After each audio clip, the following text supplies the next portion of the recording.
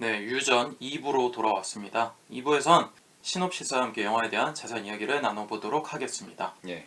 이 영화는 그레이엄 가족의 이야기입니다. 그레이엄 가족은 엄마인 애니, 아빠인 스티브, 아들인 피터, 딸인 찰리, 어느 날 할머니인 엘렌이 죽게 됩니다. 그래서 장례식을 치르게 되죠.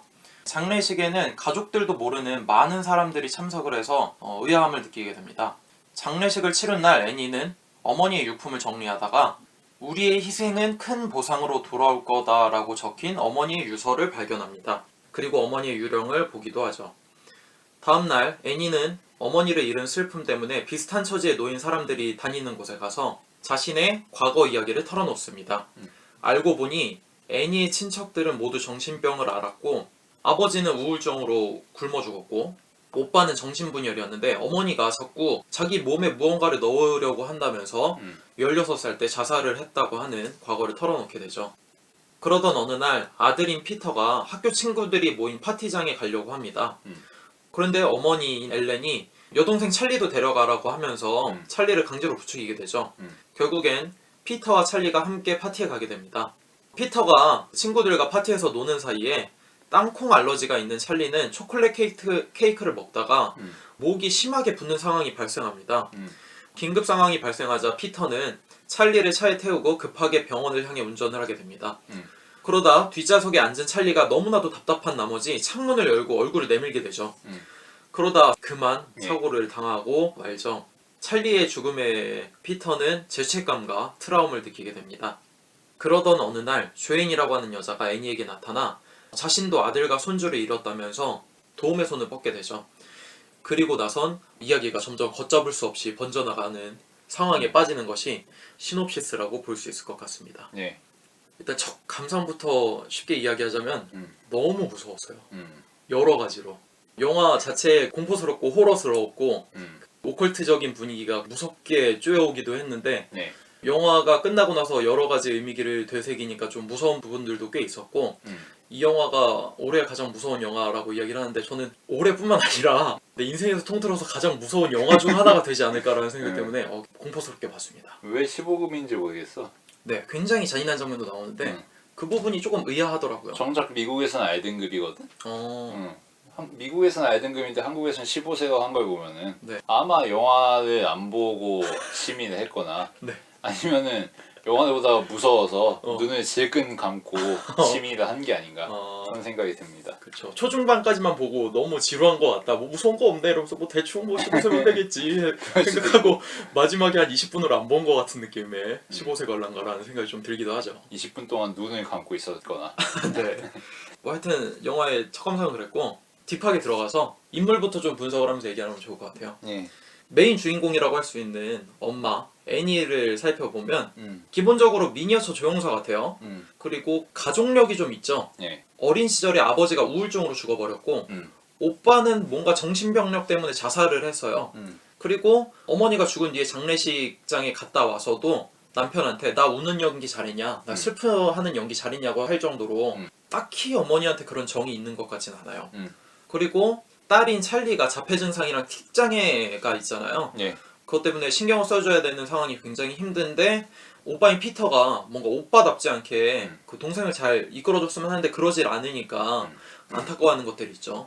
그리고 가장 중요한 건 애니는 목류병이 있어요. 예. 그래서 아들 피터를 불태워버릴 뻔 하기도 하고 영화 중에 보면 피터를 낳고 싶지 않았다는 계속해서 과거의 이야기를 숨기고 있는 사람이 애니인 것 같습니다.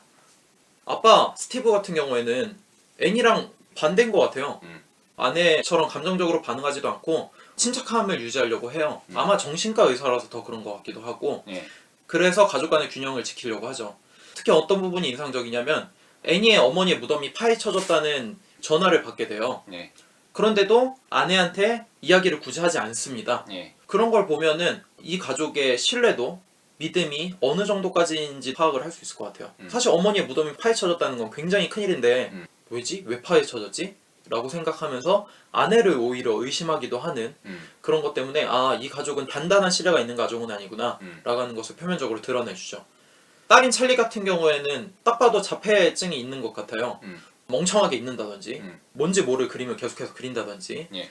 그리고 중간에 죽은 새의 목을 잘라버린다든지 약간 정상적이지 않은 행동을 계속해서 보여주죠. 예. 그리고 자꾸 혀를 떡 차는 틱장애가 있는 것 같기도 하고 초콜릿을 굉장히 좋아하는 것 같은데 견과류 알러지가 있는 것 같아요. 그래서 뭔가 문제가 있는 친구다라는 생각이 일단 들고 근데 가만 보면 이 친구는 가족에 대한 딱히 감정은 없는 것 같아요. 왜냐하면 오빠인 피터랑 파티에 가기 싫음에도 어머니가 몇 번 다그치니까 갑자기 가고 싶다로 말을 바꾸죠. 그런 거 보면 뭔가 문제가 있기는 한 것 같은데 시키면 시키는 대로 할 수 있는 아직 어린 딸이라고 생각이 되죠. 마지막으로 아들인 피터를 보면 학교에서 주류에 속한 녀석은 아닌 것 같아요. 예. 나름의 친구가 있기는 하고 학교에서 한 여학생을 좋아하는 것 같긴 하죠. 그리고 동생 찰리를 그렇게 좋아하지는 않는 것 같아요. 파티에 별로 데려가기 싫어하는 모습, 그리고 파티에서 놀 때 따로 떨어뜨리는 모습을 봐도 그렇죠. 그건 근데 사실 당연한 거긴 하지. 그렇긴 하죠. 동생이 문제가 있긴 하니까. 아 뭐 그것도 그렇고 사실 고딩들 노는 자리에 애를 데려다 놓고 뭐 어떻게 하라는 거야. 그렇죠. 달갑지는 않죠. 사실 말이 안 되는 상황이지 상황 자체가. 네. 그리고 영화가 진행될수록 알 수 있지만 엄마의 목류병으로 인해서 본인이 불태워져 버릴 뻔한 과거가 있죠. 그리고 사고로 인해서 찰리의 목이 날아가 버리지만 그것을 수습하지 못할 정도로 굉장히 심약한 친구라는 생각이 듭니다. 하여튼 이 가족의 인물들을 살펴보면 결국에는 어머니인 애니가 결혼하기 전부터 가족력이 있었고 뭔가 문제가 있었다는 것을 알 수 있죠. 네. 그리고 그 문제가 결혼하고 나서도 가족끼리 깊은 유대감을 가질 수 없는 상황으로 몰아넣게 되죠. 네. 그렇기 때문에 애초에 애니가 피터를 낳으려고 하지 않았던 시도가 있었고 그것이 또 문제가 되기도 하고 기껏해서 자신이 원했던 딸 찰리를 낳았음에도 불구하고 딸이 자폐증이 있고 문제가 있는 상황이 있으니까 애니의 가족력이 그레이엄 가족이 형성됐음에도 계속해서 이어진다 정도로 등장인물과 이 가족의 구도를 어느 정도 짚을 수 있을 것 같습니다. 네. 그러면 애니의 가족력은 뭐냐? 여러 가지 방식으로 설명이 되는데 네. 애니가 단체 모임에 나가서 이야기하는 방식으로 제시되기도 하고 네. 애니가 만드는 미니어처를 통해서 제시가 되기도 합니다. 미니어처를 보면은 애니의 어머니인 엘렌과 애니를 둘러싼 일련의 사건들이 조각으로 만들어져 있죠. 네. 그래서 그것들을 보고서 대충 무슨 일이 있었는지 이해할 수 있어요. 감을 잡을 수 있죠. 네. 그래서 쭉 살펴보면은 엘렌은 애니가 말하는 것처럼 어딘가 이상한 사람이었고 비밀스러운 오컬트 의식 같은 것을 자주 행했고 피터에게 원래 집착을 했는데 애니가 필사적으로 피터에게 접근하는 것을 막고 스티브가 엘렌을 요양원에 집어넣으면서 피터에게는 접근하지 못하게 되죠. 그리고 찰리가 태어난 이후에 엘렌이 찰리에게 접근하는 것을 허용하니까 찰리와 아주 깊은 관계를 맺습니다. 그래서 찰리는 애니보다 엘렌의 영향을 크게 받았다는 것을 알 수 있고 이 모든 가전 내력은 엘렌에서부터 시작이 된다라고 추측할 수가 있고요. 네. 그래서 결국 엘렌이 믿고 있는 엘렌이 행하고 있는 파이몬이라고 하는 악마에 의해서 잠식될 수밖에 없는 가족이었던 거죠. 그러니까 결국에 이 가족에게 일어나는 불행들은 예정되어 있었고 피할 수 없는 상황이었고 마치 칼뱅의 예정설처럼 신이 모든 사람을 구원하기로 예정한 것처럼 이 가족은 파멸되기로 예정되어 있는 거지. 그렇죠.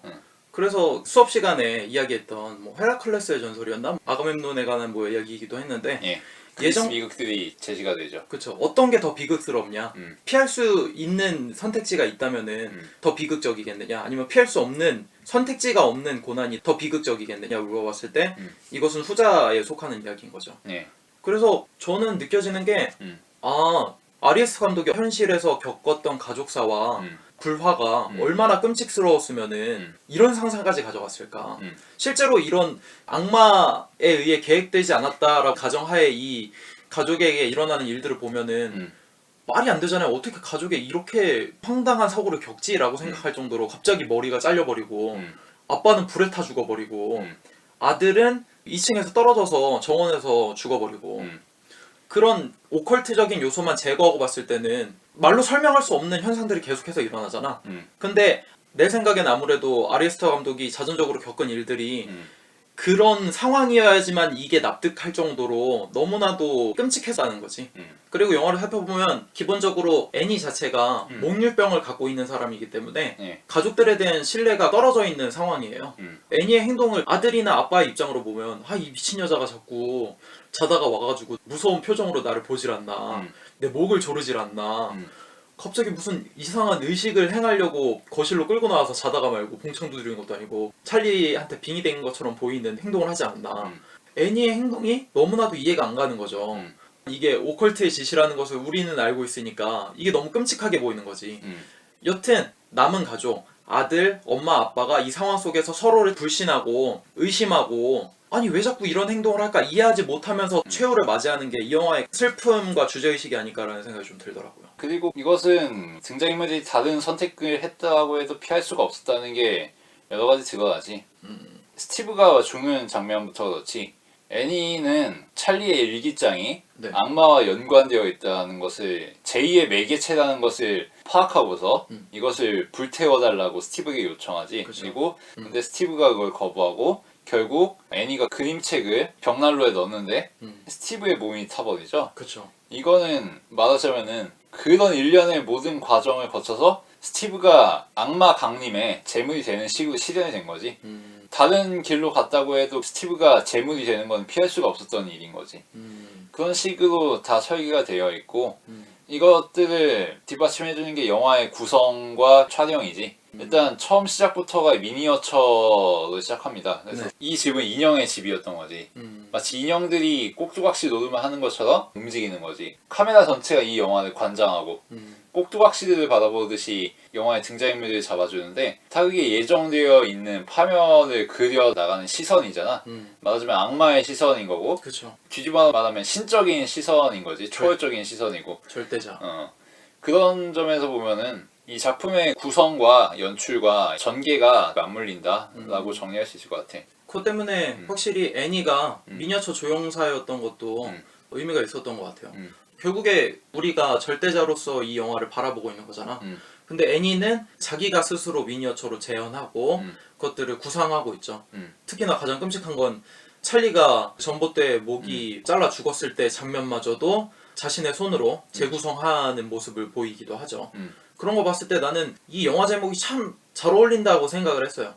유전이라고 하는 것 자체가 가족의 뭐 유전병 같은 게 전해 내려오는 유전이라서 피할 수가 없는 상황이기도 한데 불교에 그런 얘기 있잖아요. 윤회에 대한 이야기, 순환에 대한 이야기가 또 유전이라고 하는 단어랑 동일하더라고요. 그렇지. 그래서 결국 인생 유전. 그쵸. 그러니까 결국엔 이 사건을 겪고 있는 애니 그 자신도 자신의 현실이 미니어처로 재현이 되는 거고 그리고 보고 있는 우리로 다시 또 순환이 되는 거고 또 다시 한번 관람객 입장에서 우리 스스로 가족에 대한 단절되는 그런 사건들과 이야기들이 오컬트의 시선으로 이것을 또 다시 한번 볼 수 있는 거고 그러니까 미니어처라고 하는 이야기 그리고 유전이라고 하는 제목을 통해서 겹겹스러운 이야기를 양파 껍데기처럼 점점 까는 것이 아니라 점점 싸고 도는 방식으로 이 영화를 표현했다는 게 정말 재밌는 것 같아요. 그래서 미니어처처럼 이 영화의 이야기를 바라보는 시선과 영화 맨 마지막에 파이몬에 대한 의식이 펼쳐지고 카메라가 줌아웃하면서 다시 미니어처처럼 빼주는 그 상황까지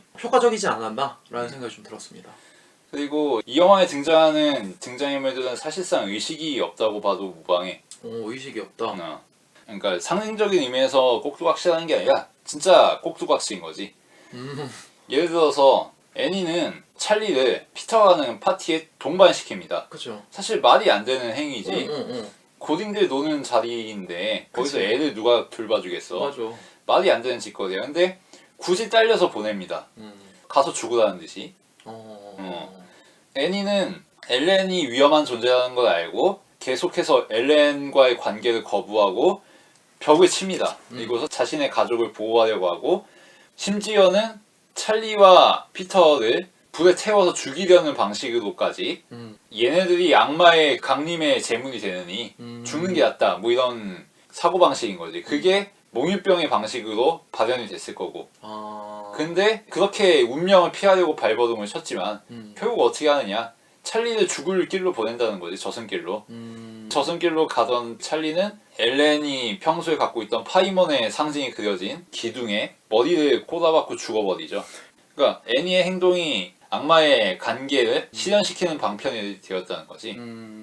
이미 여기서 애니가 어느 정도 파이먼의 지배를 받고 있었다고 생각을 해볼 수가 있고 그리고 찰리는 처음부터 파이먼을 안고 있었던 것 같아. 찰리가 똑소리 내는 틱 같은 경우도 네. 파이먼이 강림했을 때 나오는 소리 뭐 이런 거더만. 아 진짜? 어. 소름 개소름. 아 무서워. 응.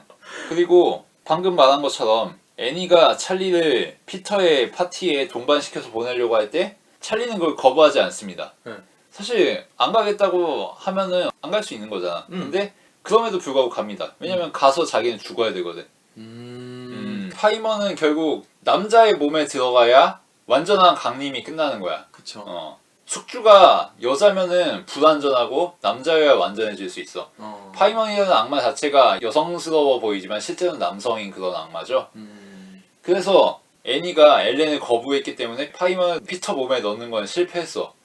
근데 일단 찰리 몸에 파이먼을 넣어놓은 다음에 그걸 발판으로 이 집안을 파멸시켜서 결국에는 피터의 몸에 파이먼이 들어가는 게 이 엘렌의 계획이었다고 생각할 수가 있잖아. 그쵸. 그렇게 보면은 찰리가 갖고 있는 생각들은 파이먼의 생각이라고 봐도 무방하고 그로부터 구별되는 본인의 의지가 거의 없다고 봐도 된다. 그리고 그렇게 찰리가 죽으면서 모든 게 시작되고 그 와중에 조앤이 나타나서 또 양념에 치는 거지. 뭐 그런 식으로 가족들이 주체적인 생각을 가지고 행동하는 것 같지만 사실은 이미 악마에 씌여 있다.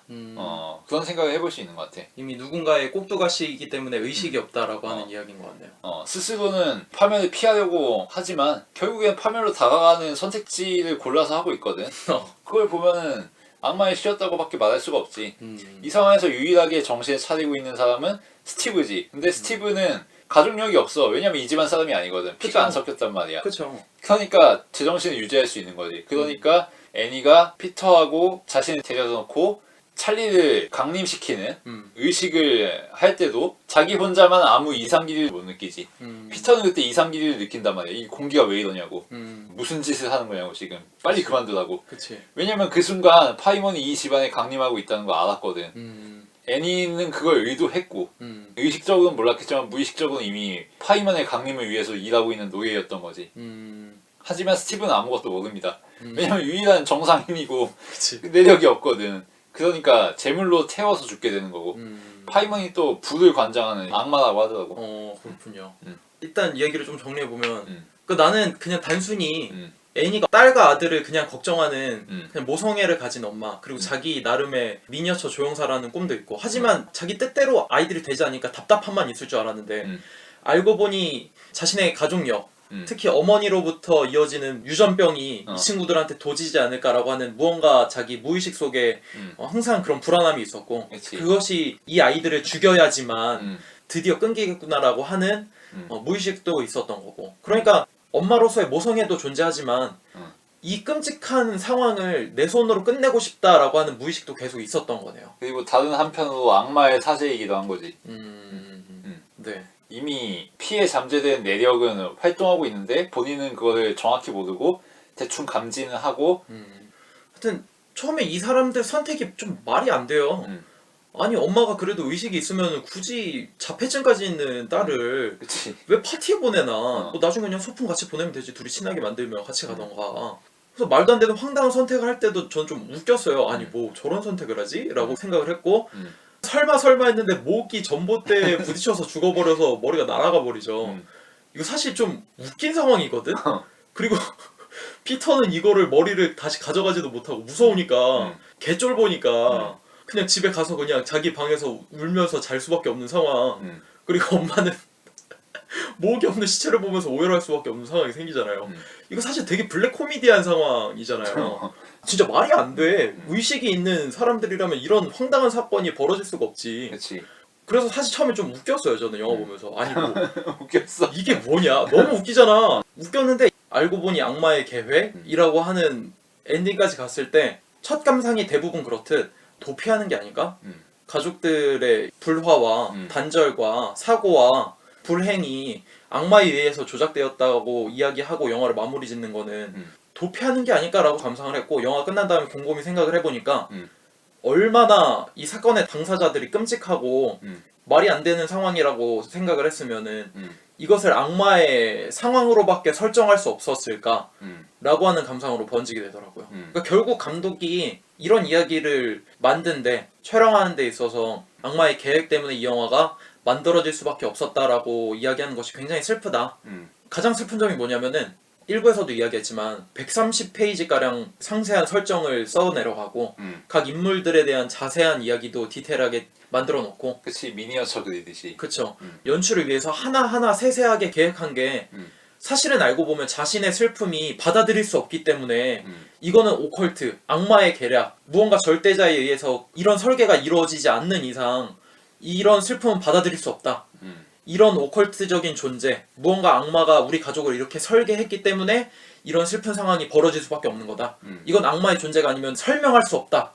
라고 하는 걸 이 영화에서 이야기해 주는 거잖아요. 되게 연민을 갖게 되더라고요. 뭐 근데 생각보다 그렇게까지 심각하진 않았을 수도 있어. 아 그런가요? 그냥 이거 존나 악마가 개입했나? 악마 이거 아이디어 좋은데? 뭐 이런 걸 수도 있어 그냥.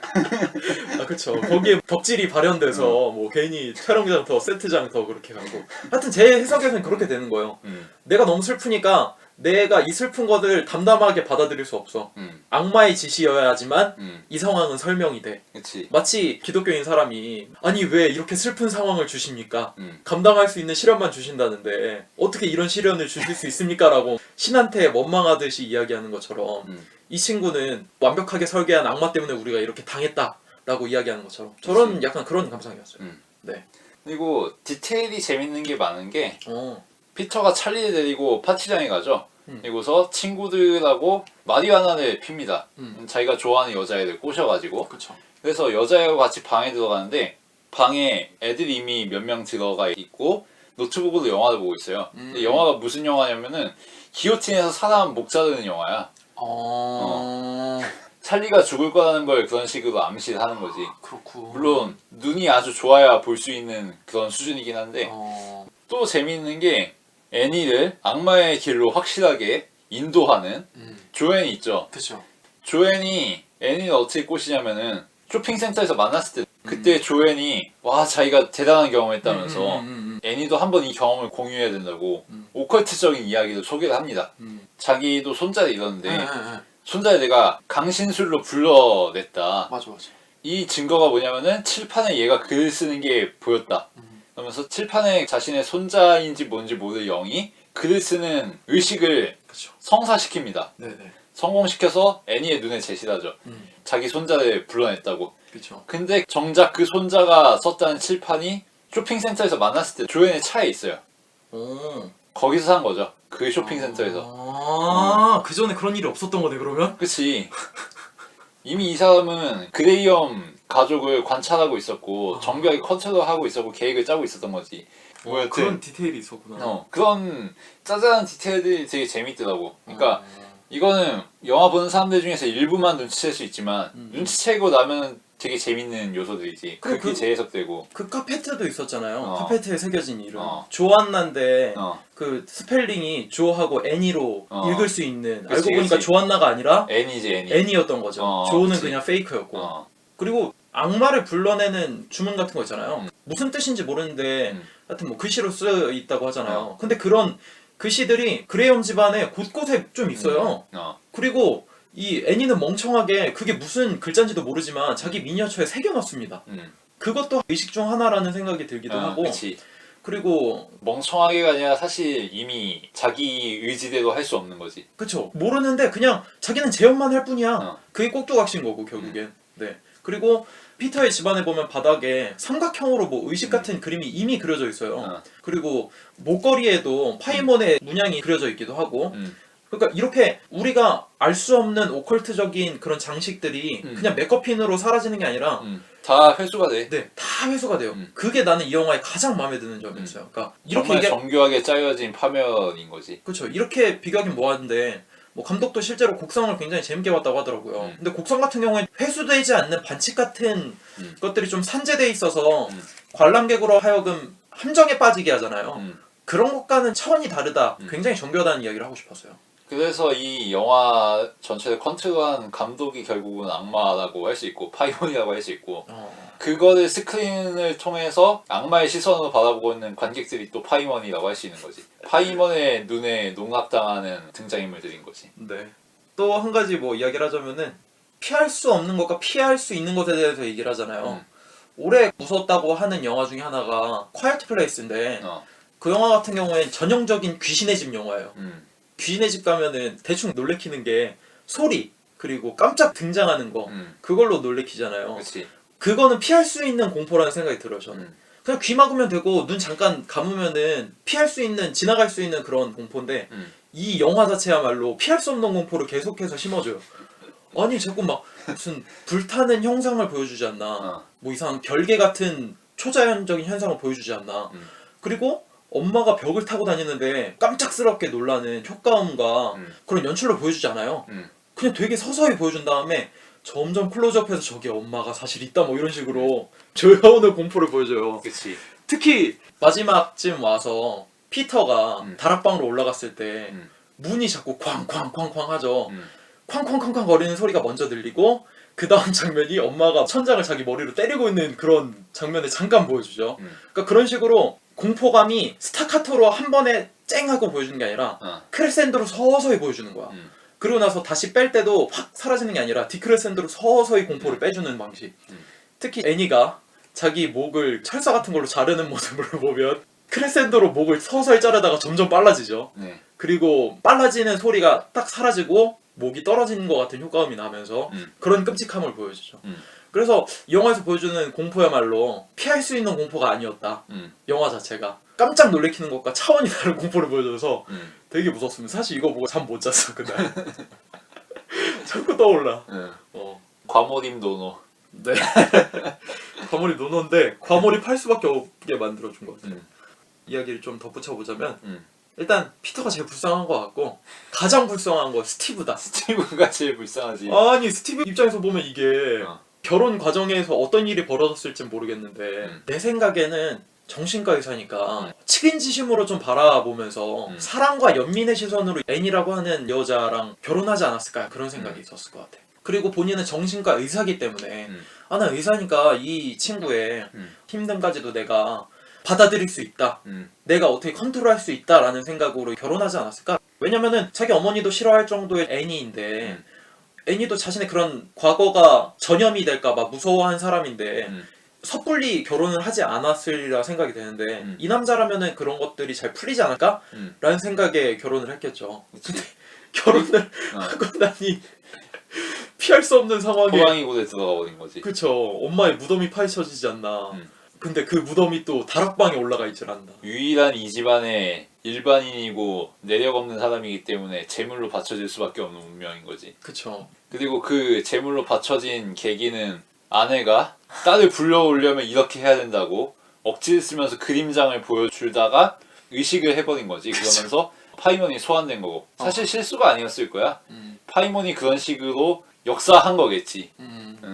그리고 돌이켜 생각해보면은 찰리를 낳았을 때 이미 역사는 진행되고 있었다. 피터는 엘렌의 소나기에 들어가는 걸 막았지만 찰리는 내줬잖아. 정문으로는 못 들어가도 뒷문으로 들어오면 된다. 뭐 이런 거겠지. 그래서 이 영화에서 펼쳐지는 일련의 악마를 불러내는 그 행위들이 굉장히 악마적이기도 하고 천사적이기도 하다라는 생각이 좀 들더라고요. 그러니까 애니 입장에서는 다들 찰리가 죽은 것에 슬퍼하기 때문에 찰리를 보고 싶어하는 그 마음을 가지고 가족들을 설득하는 거잖아. 선의로 설득한 거지. 그렇죠. 천사의 이야기를 들은 거야. 이게 구원의 이야기로 들리기 때문에 너희들도 구원을 받아봐 라고 이야기를 하면서 가족들을 끌어오죠. 그 가족들도 답답한 게 거절할 수가 없는 거야. 이게 가족이기 때문에. 그냥 한번 해보자 이거지. 그렇죠. 그 가족 간의 관계를 피할 수 없게 만들어놔서 참 이게 그래서 현실에서도 가끔 그런 거 있잖아요. 기독교랄지 아니면 또 뭐 신천지랄지 하여튼 종교에 빠진 사람이 이것이 구원이기 때문에 우리의 전 재산을 다 이쪽에 기부를 해야 되고 그래야지만 우리가 구원을 받는다. 이거 자체도 맞닿는 현실의 상황인 거잖아. 그것이 진짜 구원이었던 진짜 악마였던 그게 사기였던 여튼 가족이라고 하는 공동체가 이런 외부의 침입에 의해서 이렇게 망가질 수 있는 상황을 잘 보여준 영화인 것 같고 그래서 최근에 개봉했던 킬링 디어랑도 맞닿는 면이 있다. 킬링 디어 같은 경우에도 마틴이라고 하는 녀석이 콜린 파렐이 연기했던 스티븐 머피 가족한테 음. 찾아와서 식사도 같이 하고 뭐 소풍도 같이 하고 조금씩 그 가족들한테 저주를 걸고 잠식을 시켜버리죠. 이 영화도 그런 비슷한 면모가 있는 것 같아서 호러의 트렌드는 가족에 대한 이야기가 아닌가. 뭐 최근에 프랑스 영화 로우도 그런 가족력에 대한 이야기였고, 그치.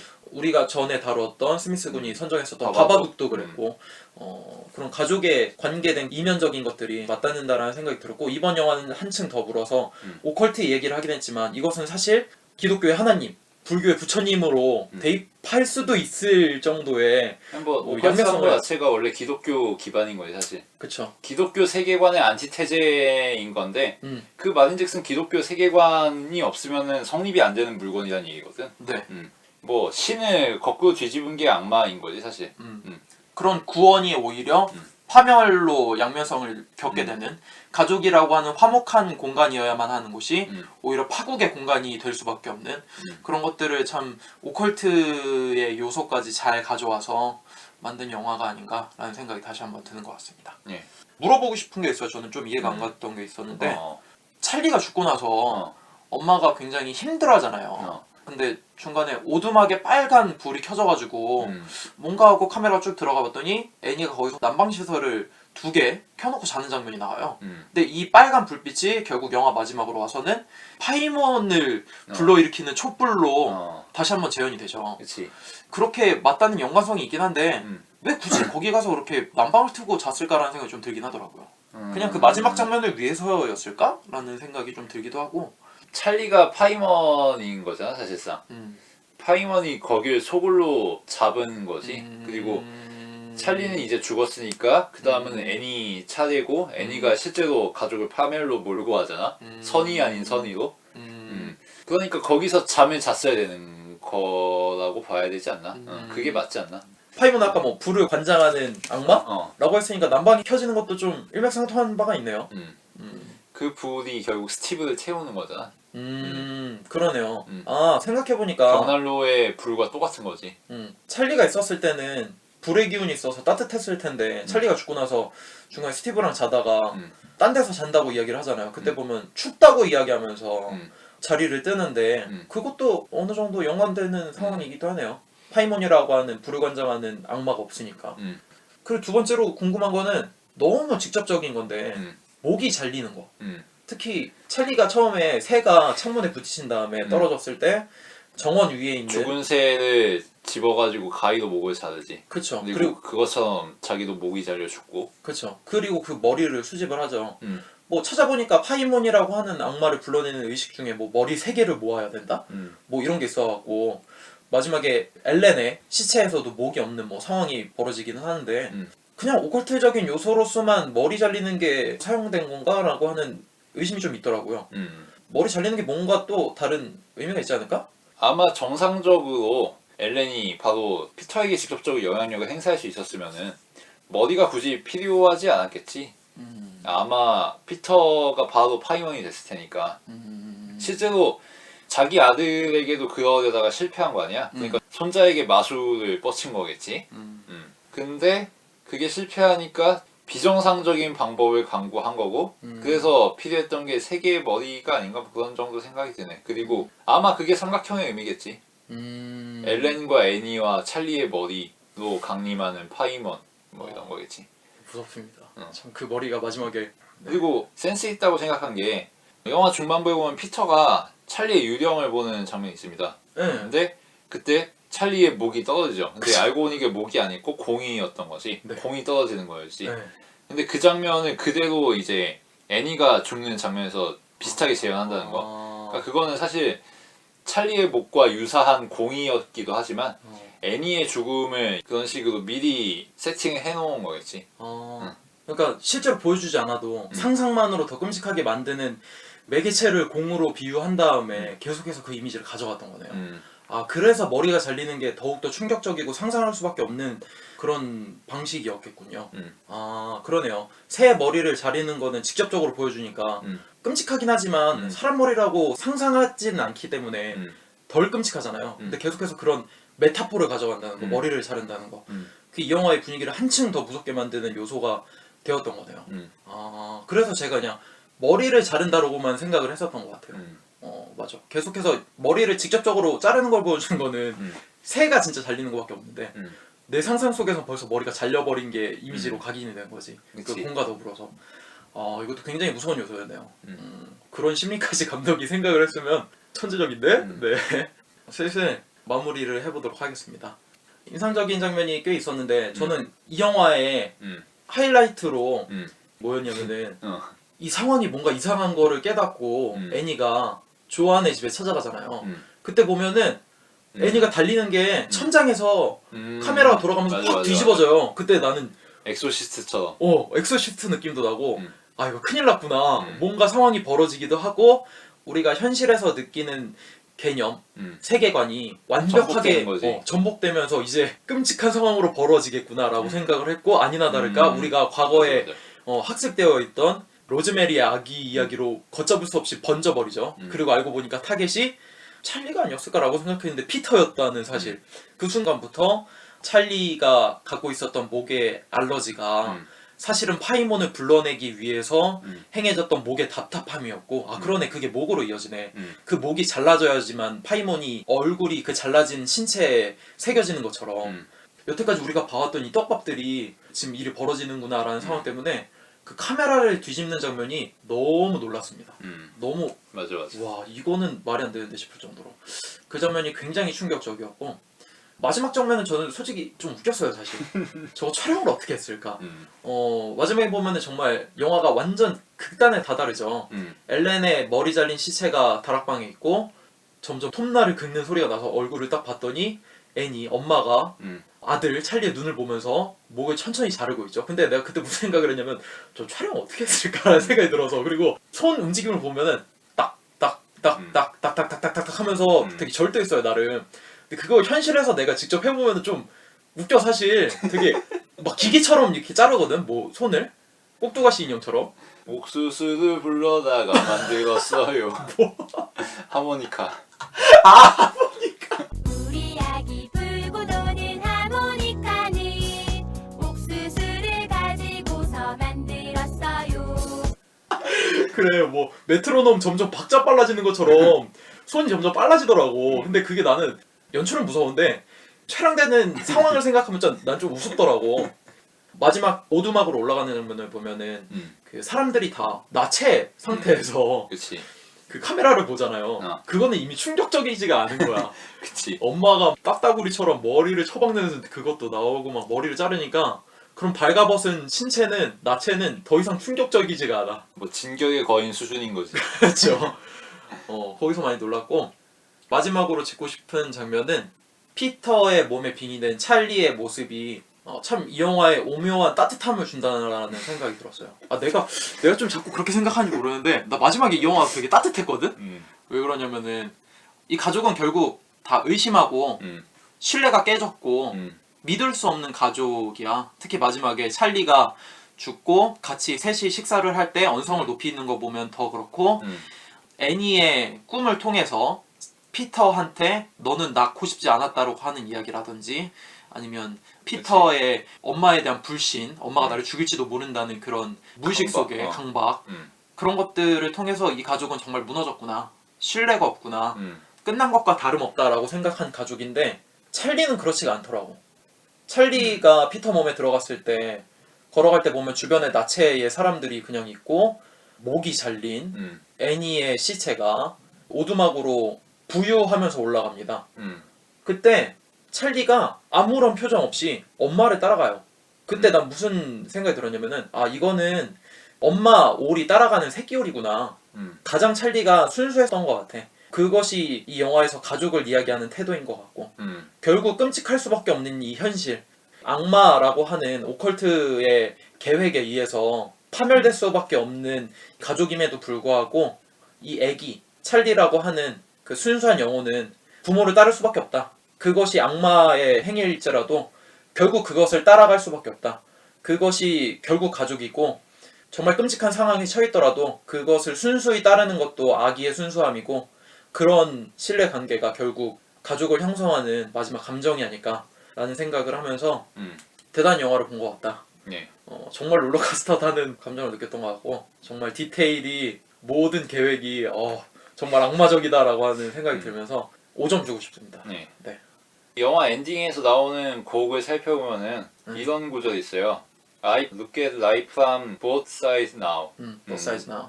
난 이제 인생의 양쪽 면을 볼 수 있게 됐다. 뭐 이런 거지. 이게 의미하는 바는 명백하죠. 아들이 그 전까지는 엄마가 왜 저 지랄 하는지 몰랐는데 이제는 알 수 있게 된 거지.